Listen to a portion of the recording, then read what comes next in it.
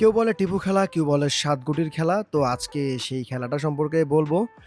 নতুন জেনারেশন তো এই খেলা সম্পর্কে জানে না। তো বলি এখন তো ২ টা দল আমরা ১ম এ ভাগ করে নিলাম এবং ২ দিকের ২ ক্যাপ্টেন তারা সমান সংখ্যক সদস্য নির্বাচন করে নিচ্ছে এবং তারপরে আমি একটা ইন্টারন্যাশনাল কোচের মতো দাঁড়িয়ে গেলাম। যেহেতু আমি ছোটবেলায় এই খেলা অনেকবার খেলছি। তো আমি এদেরকে বললাম কিভাবে করে নিয়ম মানতে হবে এবং কিভাবে জোরে বল মারলে পিঠ ফাটে যাবে এবং চিৎকার চেঁচামেচি অনেক জোরে হবে। তারপরে আমি টর্চ করলাম এবং টর্চ করে একটা দল জয়ী হলো যারা ১ম এই থ্রোয়িং করতে যাবে। তো আমরা এখন থ্রোয়িং এর দিকে চলে গেলাম। এক করে থ্রোয়িং শুরু হয়ে গেল।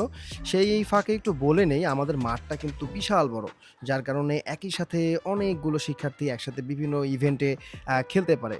তো আমরাও মাঠের এক সাইডে খেলা শুরু করলাম। এখন কিন্তু ক্যাপ্টেন থ্রো করবে। খুবই বিচ্ছিরি জঘন্যভাবে থ্রোয়িং করলো। ক্যাপ্টেন নামের কলঙ্ক একদম।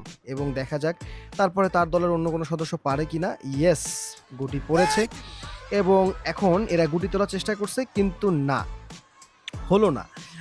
এই যে হলো না, ওরা বলছে যে হলো না। কারণ হচ্ছে তারা এই যে সার্কেলের মধ্যেই ধরে ফেলেছে। এখন আরেক দল থ্রোইং করলো এবং কয়েকটা গুটি পড়ে গেল। এবং এখন কিন্তু এই যে সেই পিঠ ফাটা খুব একটা জোরে অবশ্য হয় নাই। আর এইভাবে করে খেলাটা চলবে এবং আরেক দল আরেকবার থ্রোইং করলো। হ্যাঁ, ৭ গুটি না পড়লেও কয়েকটা গুটি পড়ছে।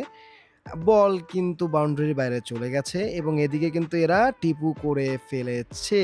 ইয়েস! ফাইনালি একটা দল জয়ী হয়ে গেল এবং এই যে টিপু, টিপু, টিপু করে এই দেখো কি বিচ্ছিরি রকমের নাচ নাচলো। ওয়াও!